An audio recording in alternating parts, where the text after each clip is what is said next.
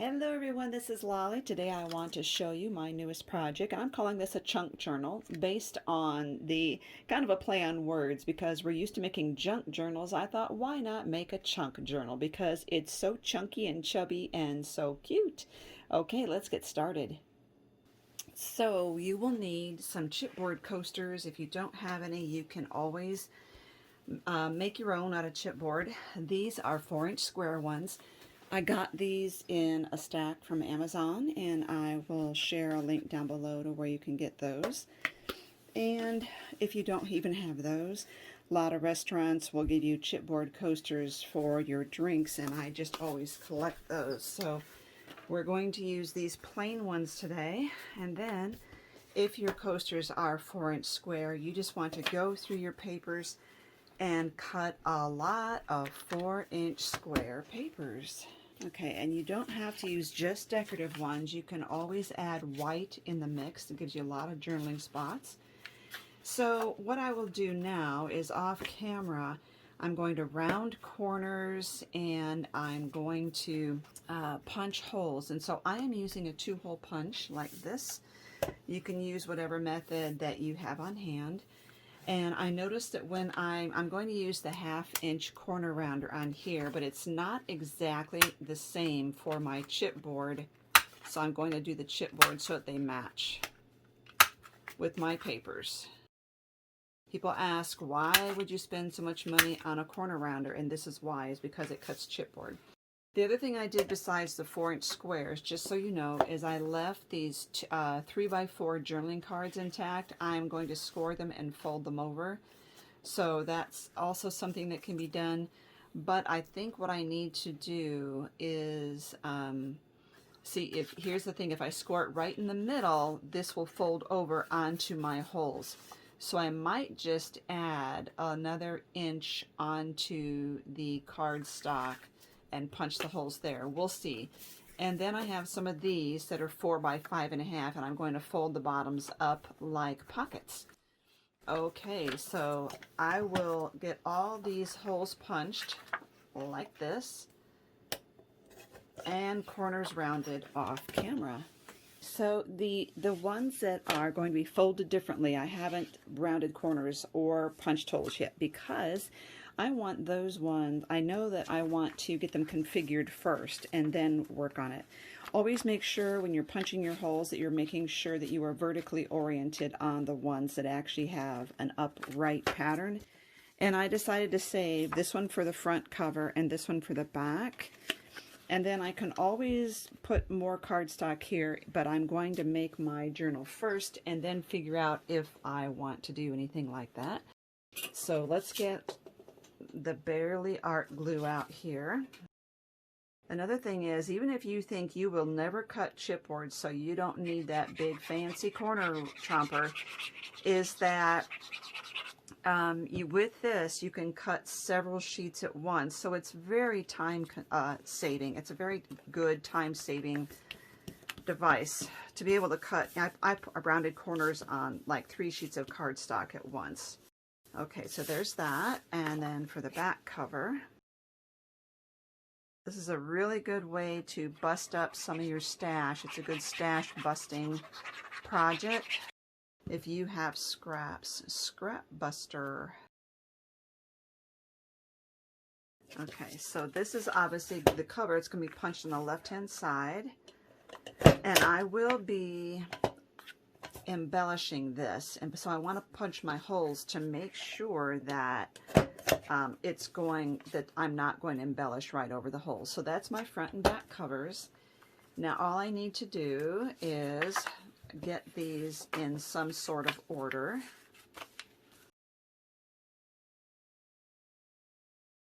This one is a little short. I did that on purpose. Okay, now let's work on these specialty ones. This is really a fast project, and it's something that you can do while you're watching television or watching YouTube videos, which I love. Okay, so we have this is 4 by, oops, I didn't get the hole. So I'm just going to leave this hole in here and figure out something creative to do with it. So This is 5.5, so I want to score this at 1.5. Let's see, which side do I want? Yeah. Score this at 1.5. And then that will be my pocket. Okay, so let's do all of those.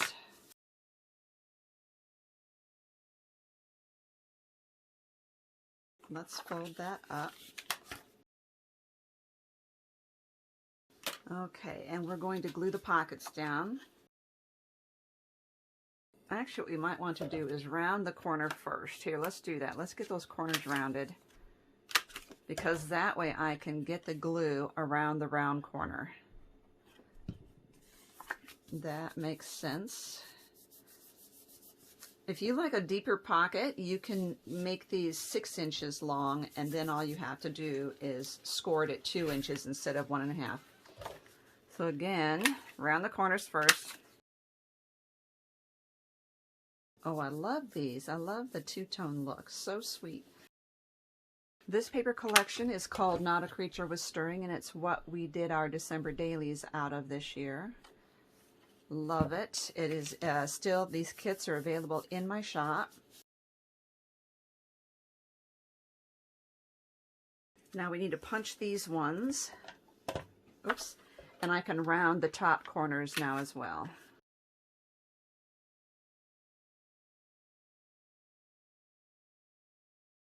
So now we're going to space those out in between these.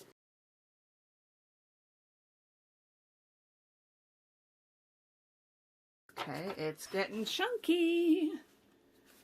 Alrighty, so let's work on these now. And this one is a 4x6 journaling card, and I'm just going to leave it as is, and I'm going to score that at 4 inches. Actually, the problem with that is this side is going to be, I'm going to score that. I know I already scored it. I'm going to score it at 3.5.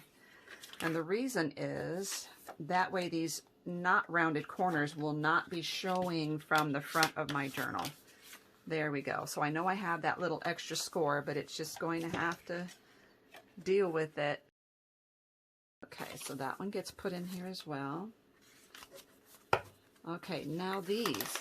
So in order to score them right on this, I'm going to have to add another. I have up to 1 inch, because this is 3 inches wide. I have up to 1 inch that I can add on that. So what I think I'll do is I'll make, about a 1.5 inch by 4 inch strips of cardstock. Okay, let's see if these are big enough. So in order, I'm going to use one of these as a measurement here. So I know I can't go beyond this, so let's do it this way. Put that down.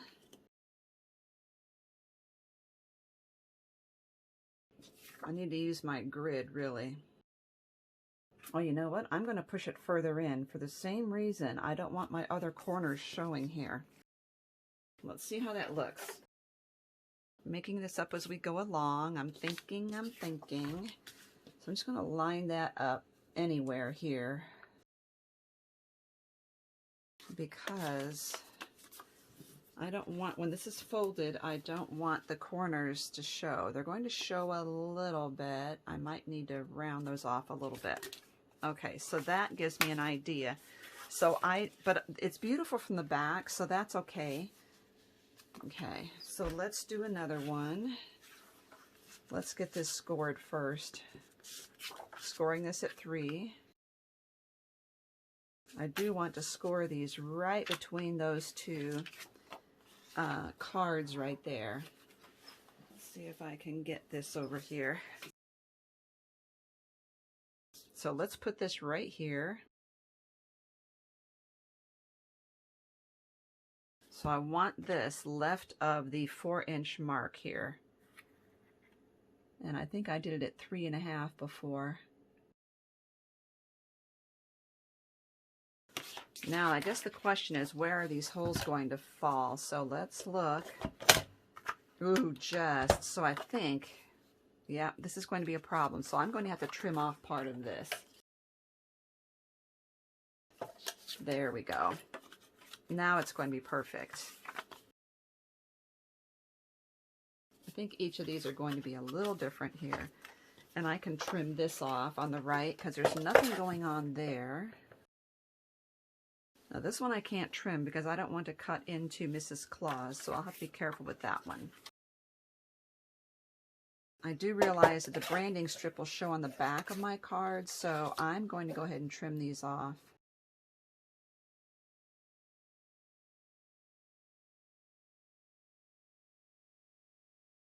I may just have to round the corners and deal with it. That one's perfect. Now see, one of these, this one, you can see the branding strip on the back, so I'm going to have to cover that up. I wasn't thinking through that all the way. So this is just a way of using the scraps, but you don't have to be going through all this that I'm doing here.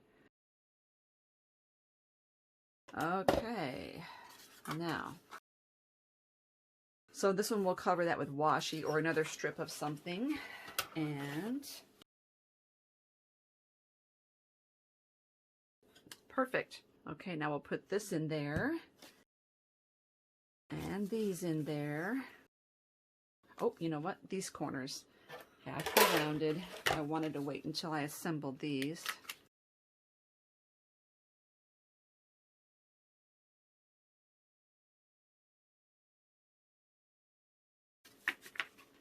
It's getting chunky. Okay, and I have my front and back cover. All we need are some rings, and we are good to go. So you can embellish these however you want. You could put stickers in there. But what I'm going to do is get my rings out. I want to assemble this so that it's not constantly coming apart. And I'm going to look and see which of these corners are sticking out, and I will round them out.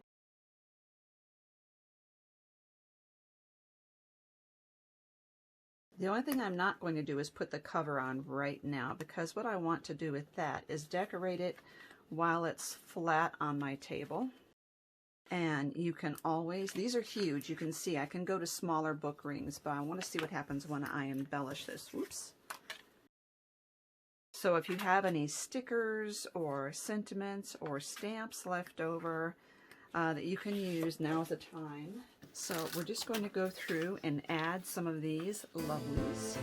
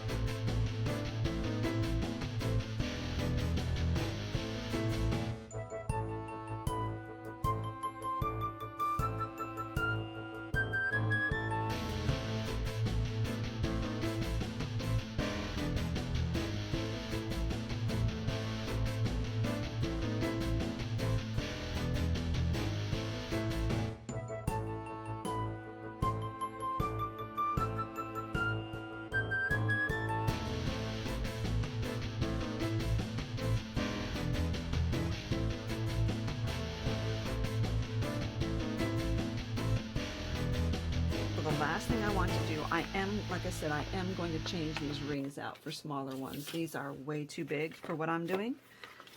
Okay, we're chunky, but we're not that chunky. So I'm going to take this and I'm going to use some stickles on it. And I also have these, which would be really cute for the little lollipop right there. And I'll use glossy accents on the gumdrops. I think I'm going to use gem tack to adhere the little candy here.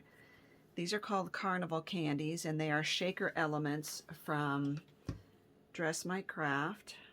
They are in my shop. I will give you a link down below. There we go. I'm using the Snowflake Diamond Stickles.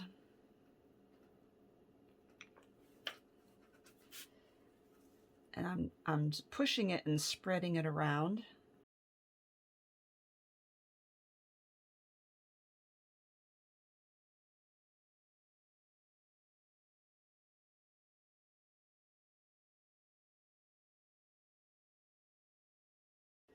Okay, now I am going to let this dry before I try to do the glossy accents. Okay, we have smaller rings, and I am going to take glossy accents to the gumdrops here.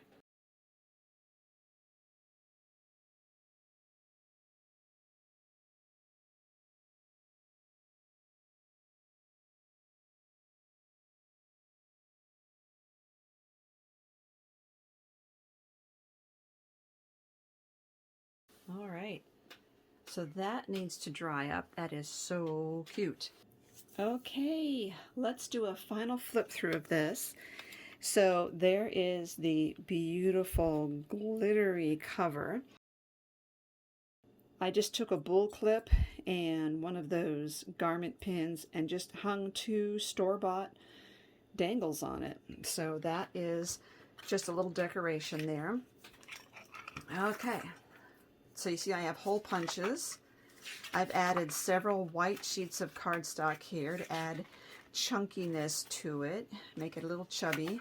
Some of these pages are shorter than others.